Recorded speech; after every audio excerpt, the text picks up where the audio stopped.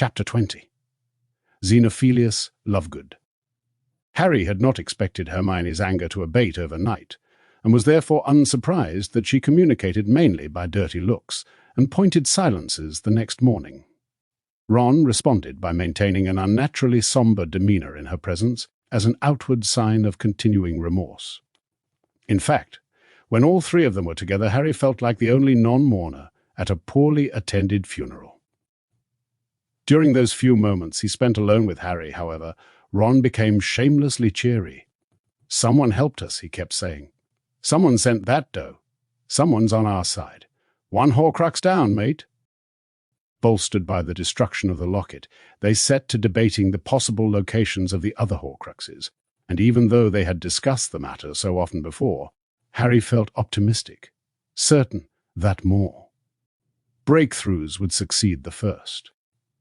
Hermione's sulkiness could not mar his buoyant spirits, the sudden upswing in their fortunes, the appearance of the mysterious doe, the recovery of Gryffindor's sword, and above all, Ron's return, made Harry so happy that it was quite difficult to maintain a straight face.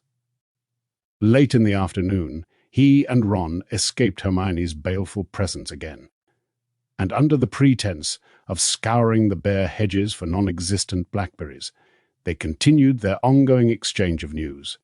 Harry had finally managed to tell Ron the whole story of his and Hermione's various wanderings, right up to the full story of what had happened at Godric's Hollow. Ron was now filling Harry in on everything he had discovered about the wider wizarding world during his weeks away. "And how did you find out about the taboo?" he asked Harry, after explaining the many desperate attempts of Muggle-borns to evade the Ministry. "The what?" "You and Hermione have stopped saying, 'You know whose name.'" "Oh, yeah. Well, it's just a bad habit we've slipped into," said Harry. "But I haven't got a problem calling him Five." "No," roared Ron, causing Harry to jump into the hedge and Hermione to scowl over at them. "Sorry," said Ron, wrenching Harry back out of the brambles. "But the name's been jinxed, Harry. That's how they track people. Using his name breaks protective enchantments. It causes some kind of magical disturbance. It's how they found us in Tottenham Court Road." "Because we used his name." "Exactly. You've got to give them credit, it makes sense. It was only people who were serious about standing up to him, like Dumbledore, who ever dared use it. Now they've put a taboo on it. Anyone who says it is trackable. Quick and easy way to find Order members. They nearly got Kingsley." "You're kidding?"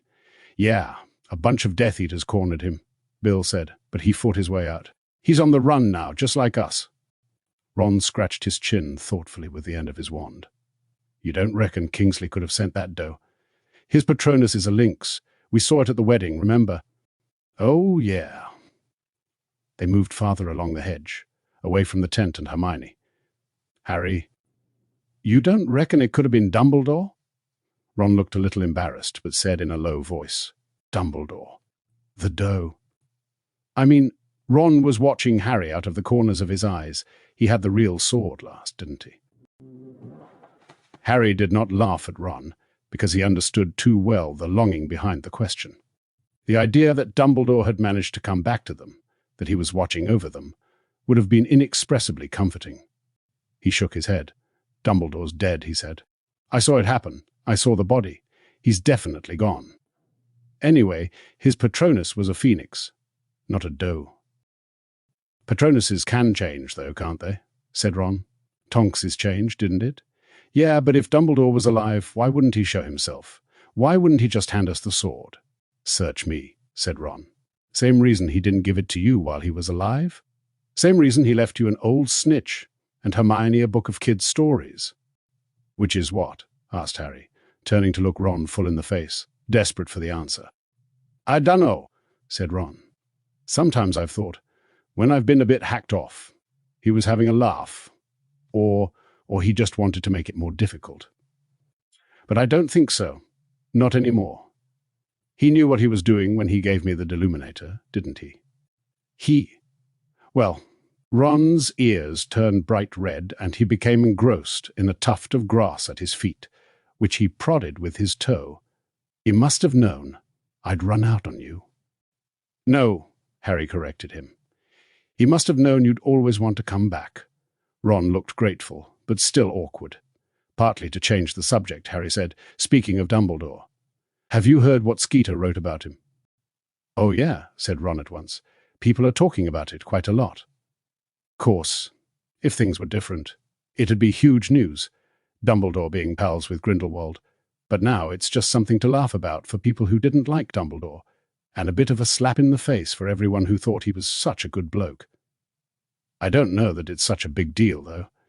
He was really young when they— "Our age," said Harry, just as he had retorted to Hermione, and something in his face seemed to decide Ron against pursuing the subject. A large spider sat in the middle of a frosted web in the brambles. Harry took aim at it with the wand Ron had given him the previous night, which Hermione had since condescended to examine and had decided was made of blackthorn. Engorgio. The spider gave a little shiver, bouncing slightly in the web.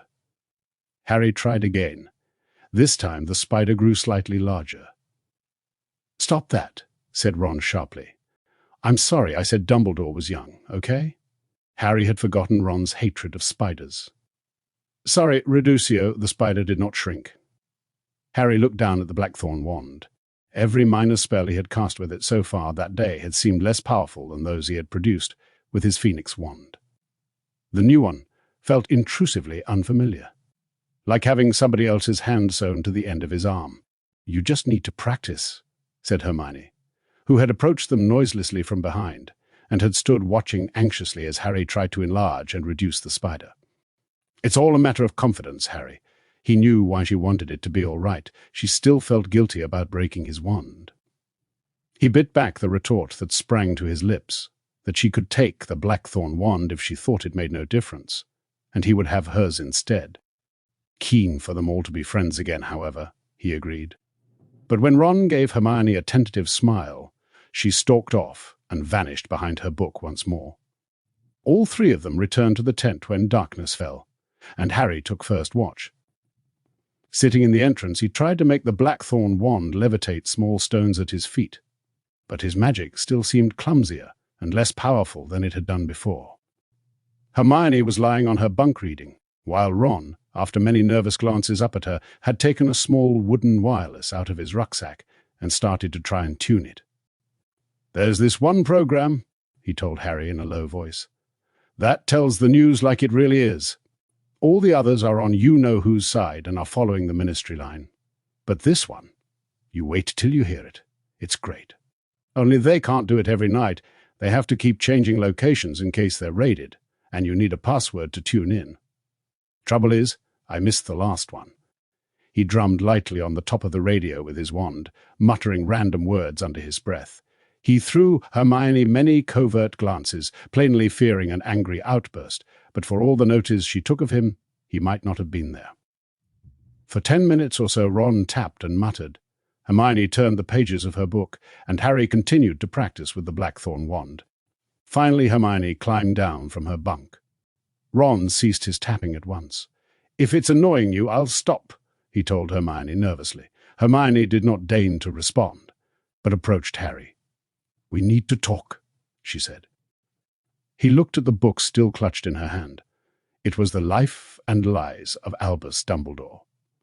"What?" he said apprehensively. It flew through his mind that there was a chapter on him in there.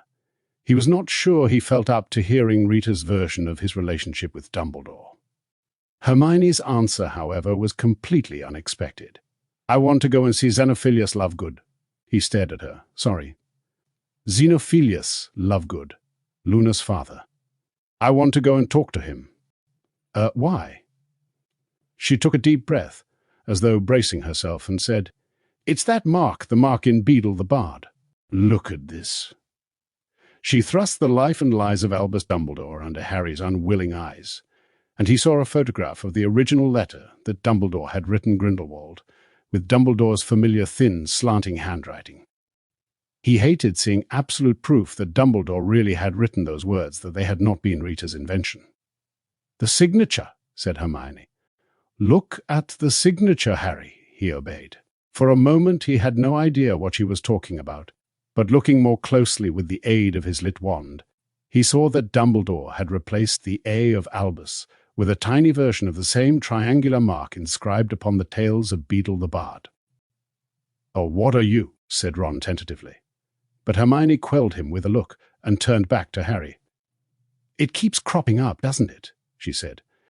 "I know Victor said it was Grindelwald's mark, but it was definitely on that old grave in Godric's Hollow, and the dates on the headstone were long before Grindelwald came along. And now this. Well, we can't ask Dumbledore or Grindelwald. What it means, I don't even know whether Grindelwald's still alive. But we can ask Mr. Lovegood. He was wearing the symbol at the wedding. I'm sure this is important, Harry." Harry did not answer immediately. He looked into her intense, eager face, and then out into the surrounding darkness, thinking. After a long pause, he said, "Hermione, we don't need another Godric's Hollow. We talked ourselves into going there, and... But it keeps appearing, Harry. Dumbledore left me the tales of Beedle the Bard. How do you know we're not supposed to find out about the sign?" Here we go again. Harry felt slightly exasperated. "We keep trying to convince ourselves Dumbledore left us secret signs and clues. The Deluminator turned out to be pretty useful," piped up Ron. "I think Hermione's right. I think we ought to go and see Lovegood." Harry threw him a dark look. He was quite sure that Ron's support of Hermione had little to do with a desire to know the meaning of the triangular rune. "It won't be like Godric's Hollow," Ron added. "Lovegood's on your side, Harry. The Quibbler's been for you all along. It keeps telling everyone they've got to help you." "I'm sure this is important," said Hermione earnestly. "But don't you think if it was, Dumbledore would have told me about it before he died? Maybe it's something you need to find out for yourself," said Hermione with a faint air of clutching at straws. "Yeah," said Ron sycophantically, "that makes sense." "No, it doesn't," snapped Hermione. "But I still think we ought to talk to Mr. Lovegood. A symbol that links Dumbledore, Grindelwald, and Godric's Hollow. Harry, I'm sure we ought to know about this." "I think we should vote on it," said Ron. "Those in favor of going to see Lovegood." His hand flew into the air before Hermione's. Her lips quivered suspiciously as she raised her own. "Outvoted, Harry. Sorry," said Ron, clapping him on the back. "Fine," said Harry, half amused, half irritated. "Only, once we've seen Lovegood, let's try and look for some more Horcruxes, shall we? Where do the Lovegoods live, anyway? Do either of you know?" "Yeah, they're not far from my place," said Ron. "I don't know exactly where, but Mum and Dad always point toward the hills whenever they mention them. Shouldn't be hard to find." When Hermione had returned to her bunk, Harry lowered his voice. "You only agreed to try and get back in her good books, all's fair in love and war," said Ron brightly. "And this is a bit of both. Cheer up. It's the Christmas holidays. Luna'll be home." They had an excellent view of the village of Ottery St. Catchpole from the breezy hillside to which they disapparated next morning. From their high vantage point, the village looked like a collection of toy houses in the great slanting shafts of sunlight stretching to earth in the breaks between clouds. They stood for a minute or two looking toward the burrow, their hands shadowing their eyes, but all they could make out were the high hedges and trees of the orchard, which afforded the crooked little house protection from Muggle eyes. "It's weird being this near but not going to visit," said Ron. "Well, it's not like you haven't just seen them. You were there for Christmas," said Hermione coldly. "I wasn't at the burrow," said Ron with an incredulous laugh. "Do you think I was going to go back there and tell them all I'd walked out on you?" "Yeah, Fred and George would have been great about it. And Ginny. She'd have been really understanding. But where have you been then?" asked Hermione, surprised. "Bill and Fleur's new place. Shell Cottage. Bill's always been decent to me. He wasn't impressed when he heard what I'd done, but he didn't go on about it. He knew I was really sorry. None of the rest of the family know I was there. Bill told Mum he and Fleur weren't going home for Christmas because they wanted to spend it alone. You know, first holiday after they were married. I don't think Fleur minded. You know how much she hates Celestina Warbeck." Ron turned his back on the burrow. "Let's try up here," he said, leading the way over the top of the hill. They walked for a few hours, Harry, at Hermione's insistence, hidden beneath the invisibility cloak. The cluster of low hills appeared to be uninhabited apart from one small cottage, which seemed deserted. "Do you think it's theirs, and they've gone away for Christmas?" said Hermione, peering through the window at a neat little kitchen with geraniums on the windowsill. Ron snorted. "Listen, I've got a feeling you'd be able to tell who lived there if you looked through the Lovegood's window. Let's try the next lot of hills." So they disapparated a few miles farther north. "Aha!" shouted Ron, as the wind whipped their hair and clothes. Ron was pointing upward, toward the top of the hill on which they had appeared, where a most strange-looking house rose vertically against the sky, a great black cylinder with a ghostly moon hanging behind it in the afternoon sky. "That's got to be Luna's house. Who else would live in a place like that?" "It looks like a giant rook. It's nothing like a bird," said Hermione, frowning at the tower. "I was talking about a chess rook," said Ron. "A castle to you." Ron's legs were the longest, and he reached the top of the hill first. When Harry and Hermione caught up with him, panting and clutching stitches in their sides, they found him grinning broadly. "It's theirs," said Ron. "Look." 3 hand-painted signs had been tacked to a broken-down gate. The first read, "The Quibbler." "Editor, 10th Lovegood." The second, "Pick your own mistletoe." The third, "Keep off the dirigible plums." The gate creaked as they opened it. The zigzagging path leading to the front door was overgrown with a variety of odd plants, including a bush covered in the orange radish-like fruit Luna sometimes wore as earrings. Harry thought he recognized a snargaluff and gave the wizened stump a wide berth. 2 aged crab apple trees, bent with the wind, stripped of leaves but still heavy with berry-sized red fruits and bushy crowns of white-beaded mistletoe, stood sentinel on either side of the front door. A little owl with a slightly flattened, hawk-like head peered down at them from one of the branches. "You'd better take off the invisibility cloak, Harry," said Hermione. "It's you Mr. Lovegood wants to help, not us." He did as she suggested, handing her the cloak to stow in the beaded bag. She then rapped 3 times on the thick black door, which was studded with iron nails, and bore a knocker shaped like an eagle. Barely 10 seconds passed. Then the door was flung open, and there stood Xenophilius Lovegood, barefoot and wearing what appeared to be a stained nightshirt. His long white candy-floss hair was dirty and unkempt. Xenophilius had been positively dapper at Bill and Fleur's wedding, by comparison. "What? What is it? Who are you? What do you want?" he cried in a high-pitched, querulous voice, looking first at Hermione, then at Ron, and finally at Harry, upon which his mouth fell open in a perfect comical "Oh." "Hello, Mr. Lovegood," said Harry, holding out his hand. "I'm Harry Potter." Xenophilius did not take Harry's hand, although the eye that was not pointing inward at his nose slid straight to the scar on Harry's forehead. "Would it be okay if we came in?" asked Harry. "There's something we'd like to ask you. I'm not sure that's advisable," whispered Xenophilius. He swallowed and cast a quick look around the garden. "Rather a shock, my word. I'm afraid I don't really think I ought to."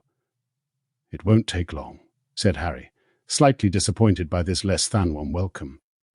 "Oh, all right then. Come in, quickly. Quickly." They were barely over the threshold when Xenophilius slammed the door shut behind them.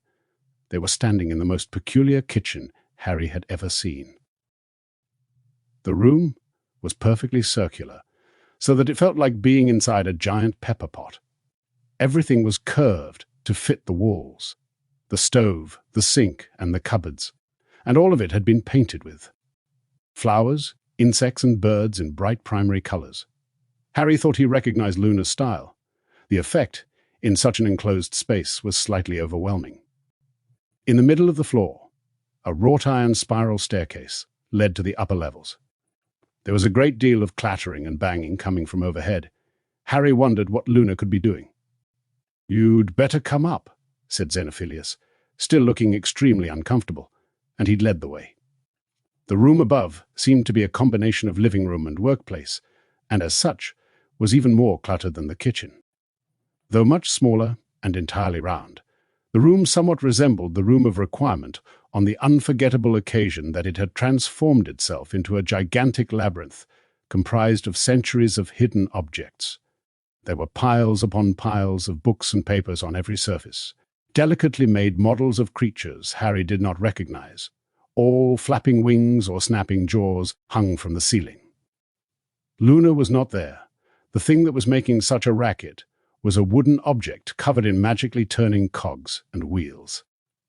It looked like the bizarre offspring of a workbench and a set of old shelves, but after a moment Harry deduced that it was an old-fashioned printing press, due to the fact that it was churning out quibblers.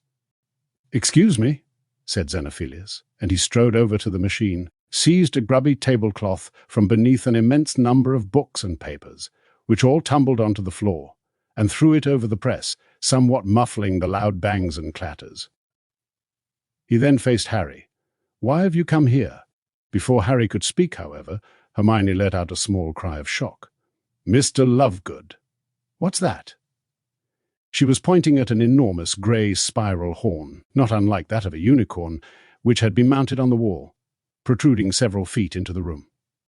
"It is the horn of a crumple-horned snorkack," said Xenophilius. "No, it isn't," said Hermione.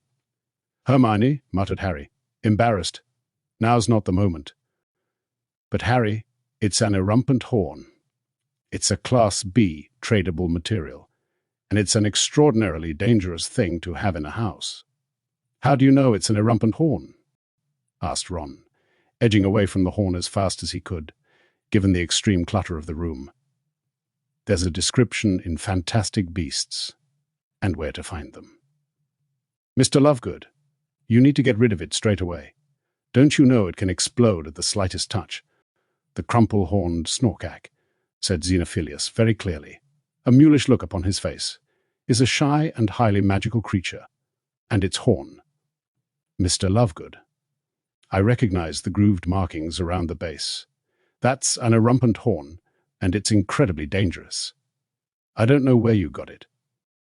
"I bought it," said Xenophilius dogmatically, 2 weeks ago, from a delightful young wizard who knew of my interest in the exquisite snorkack. A Christmas surprise for my Luna. "Now," he said, turning to Harry, "why exactly have you come here, Mr. Potter?" "We need some help," said Harry, before Hermione could start again. "Ah," said Xenophilius. "Help. His good eye moved again to Harry's scar. He seemed simultaneously terrified and mesmerized. "Yes. The thing is, helping Harry Potter. Rather dangerous. Aren't you the one who keeps telling everyone it's their first duty to help Harry?" said Ron. "In that magazine of yours?" Xenophilius glanced behind him at the concealed printing press, still banging and clattering beneath the tablecloth. Yes, I have expressed that view. However, that's for everyone else to do, not you personally," said Ron. Xenophilius did not answer.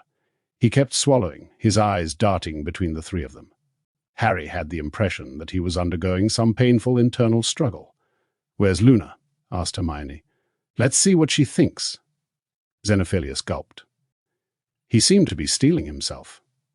Finally, he said in a shaky voice difficult to hear over the noise of the printing press, "Luna is down at the stream, fishing for freshwater plimpies. She will like to see you.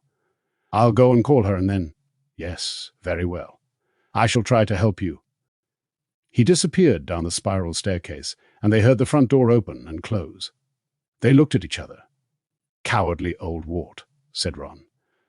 "Luna's got 10 times his guts. He's probably worried about what'll happen to them if the Death Eaters find out I was here," said Harry. "Well, I agree with Ron," said Hermione. "Awful old hypocrite, telling everyone else to help you and trying to worm out of it himself. And for heaven's sake, keep away from that horn." Harry crossed to the window on the far side of the room. He could see a stream, a thin, glittering ribbon lying far below them at the base of the hill. They were very high up, A bird fluttered past the window as he stared in the direction of the burrow, now invisible beyond another line of hills. Ginny was over there somewhere. They were closer to each other today than they had been since Bill and Fleur's wedding, but she could have no idea he was gazing toward her now, thinking of her. He supposed he ought to be glad of it. Anyone he came into contact with was in danger. Xenophilius's attitude proved that. He turned away from the window, and his gaze fell upon another peculiar object standing upon the cluttered, curved sideboard. A stone bust of a beautiful but austere-looking witch wearing a most bizarre-looking headdress. Two objects that resembled golden ear trumpets curved out from the sides. A tiny pair of glittering blue wings was stuck to a leather strap that ran over the top of her head, while one of the orange radishes had been stuck to a second strap around her forehead. "Look at this," said Harry. "Fetching," said Ron. Surprised he didn't wear that to the wedding. They heard the front door close, and a moment later, Xenophilius had climbed back up the spiral staircase into the room, his thin legs now encased in Wellington boots, bearing a tray of ill-assorted teacups and a steaming teapot. "Ah, you have spotted my pet invention," he said, shoving the tray into Hermione's arms and joining Harry at the statue's side. Modelled, fittingly enough, upon the head of the beautiful Rowena Ravenclaw. "Wit, beyond measure, is man's greatest treasure." He indicated the objects like ear trumpets. "These are the Raxpert siphons, to remove all sources of distraction from the thinker's immediate area. Here," he pointed out the tiny wings, "a billywig propeller, to induce an elevated frame of mind." Finally, he pointed to the orange radish, the dirigible plum, so as to enhance the ability to accept the extraordinary. Xenophilius strode back to the tea tray, which Hermione had managed to balance precariously on one of the cluttered side tables. "May I offer you all an infusion of Gurdy roots?" said Xenophilius. "We make it ourselves." As he started to pour out the drink, which was as deeply purple as beetroot juice, he added, "Luna is down beyond Bottom Bridge. She is most excited that you are here. She ought not to be too long. She has caught nearly enough plimpies to make soup for all of us. Do sit down and help yourselves to sugar." Now he removed a tottering pile of papers from an armchair and sat down, his Wellington legs crossed. "How may I help you, Mr. Potter?" "Well," said Harry, glancing at Hermione, who nodded encouragingly, "it's about that symbol you were wearing around your neck at Bill and Fleur's wedding, Mr. Lovegood. We wondered what it meant." Xenophilius raised his eyebrows. "Are you referring to the sign of the Deathly Hallows?"